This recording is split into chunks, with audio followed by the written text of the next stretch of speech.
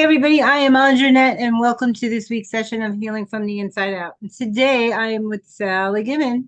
So she's a real estate investor, and she kind of fell into it. She was looking for something else to do with her life when her mom got sick, and she had to really make a change very quickly. It's worked out well for her, and she found an institution and a business called Spendthrift, I believe. So she's going to tell us a little bit more about this. So health and wealth are very similar. They are one and of the same, right? Because if you're not healthy, you're not making any money. And if you don't have any money, you're not healthy. You're stressing over those finances. So please help me welcome Sally Gimon. Hello, hello, hello. Hello, thank you for having me on your show. I appreciate it. Oh, well, it's so good that you're here. So take me back to that time during COVID when you weren't getting paid on your services.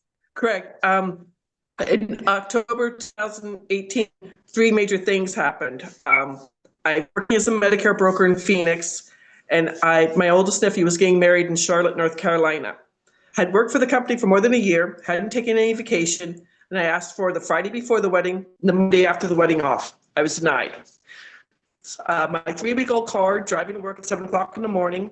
I'm on a major east-west road in Phoenix, Indian School Road. Someone runs a red light, hit my car, totals it. I had to get a second car, 2 car payments.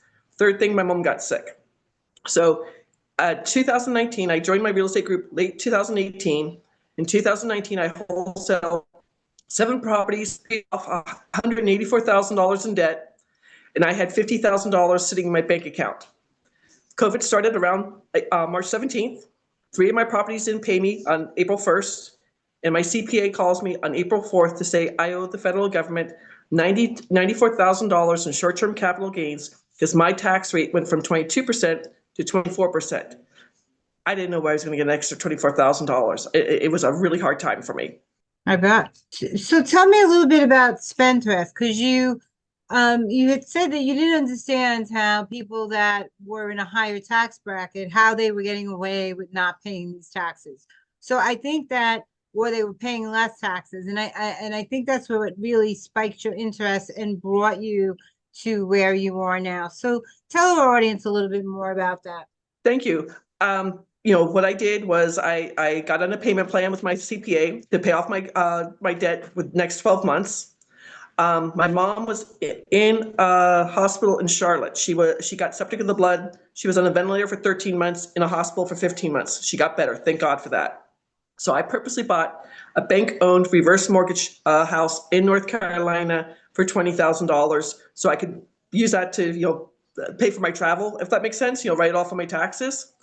When I started researching the Spendthrift Trust, I had read an article on the Rockefeller Spendthrift Trust. It's called The Office. They've had it for 7 generations, have almost 400 people under the same EIN or employee identification number, and they've been saving taxes for 7 generations. I used their information to start researching this, and I started both my business and my beneficial Spendthrift Trust September of 2020. And I moved that property, that $20,000 house that was going to go to auction for $50,000. I moved that into the trust with 2 simple bill of sales. And when it finally went to auction, August 28th of 2021, after COVID, it went up to over $64,000. I made $44,000 on that one property.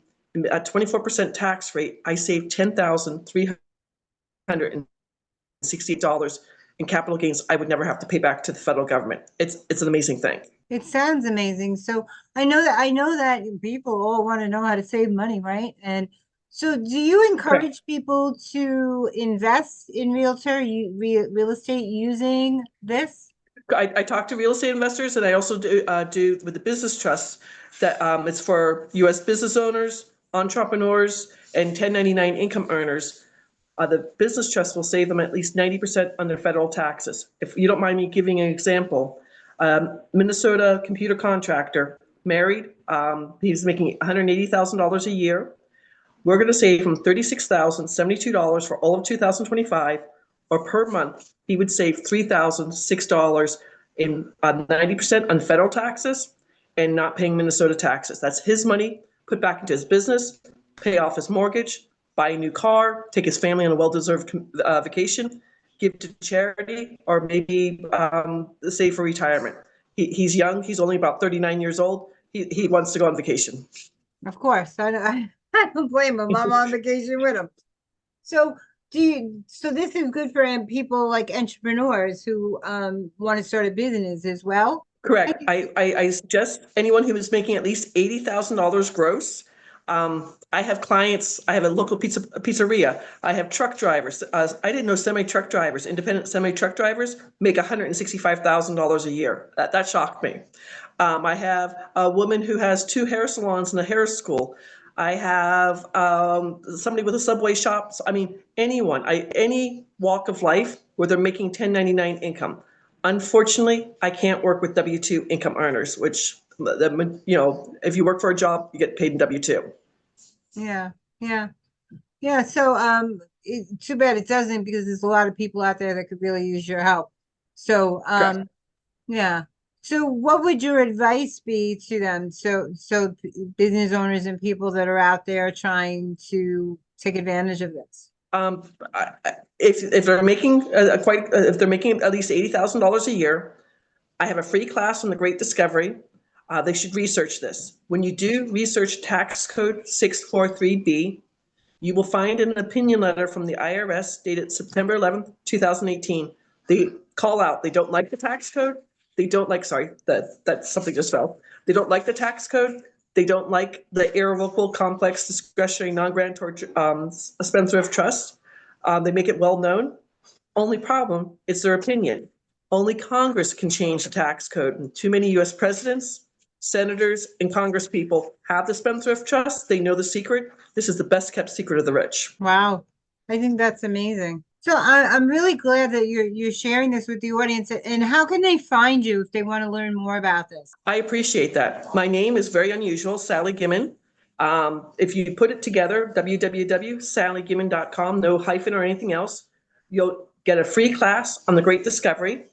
If English is not your primary language, let's say Vietnamese or Spanish, you can translate it into that language. You'll get a 23-minute presentation, 3 articles from Forbes magazine, 2 pages of case law so you can research this, and examples of clients. I'm on LinkedIn, I'm on Facebook, I'm on Instagram. I want to teach it. I appreciate you having me on your podcast because so few people have ever heard of this. Well, I have plenty of podcasts, so you could appear on all of them because we want to get the word out. Listen, with everything that's going on with society today, there's so many people that are working so hard for their money and they're just not taking home that money. And the prices of everything are up. So whatever we can do to put money back in their pocket is a godsend. There are people that are single family parents, right? So and they every little penny counts, right? So even if they are Exactly. making that money, it doesn't matter if they're making $180,000 or $250,000. It's their money and they're working hard for it. And we want to have them keep as much as they can, right? So I think that's a great thing. Exactly. And several of my clients, they're saving so much in taxes. They're starting, one of my clients started their own nonprofit to help people who have lost their houses, to get them into Section 8 housing. That's what his specialty is. And I have another, my one client who's in Los Angeles, thank God she's safe, but she's working with former gang members. She's sending him through her hair school because she's desperate for hairdressers, and she's giving him a job that, most people wouldn't even think about giving somebody a job. So there's so many ways my clients are helping, yes, they're saving taxes, but they're helping other people. I think that's great. Yes, it is about giving back. So if you could tell the audience any last thing in closing, what would that be? My big thing is, Nike says is the best. Just do something. I mean, get off the couch, stop watching Netflix, go out and do something. For me, real estate, one of the things I did, I'm not trying to crow, but I got a real estate agent to pull me the pre-foreclosure houses, and I set up a squeeze page and, got 4 deals from it. I spent less than $100 to get 4 deals. It's so easy to do. And there's so many ideas out there. Just, don't wallow in self-pity, unfortunately. I love that. So we're gonna leave it there. Hang on a minute. I just want to say goodnight to the audience. Guys, this is Sally Gimon. And once again, how could they reach you? Well, I appreciate you having me here. I hope you have a wonderful 2025 then. I absolutely will. So she's on LinkedIn, sallygimon.com, right? Sallygimon.com, and you can find her on LinkedIn, Facebook, everywhere. Okay. So reach out to her if you're looking to save some money this year in 2025. Have a good day, guys. Take care. Thank you.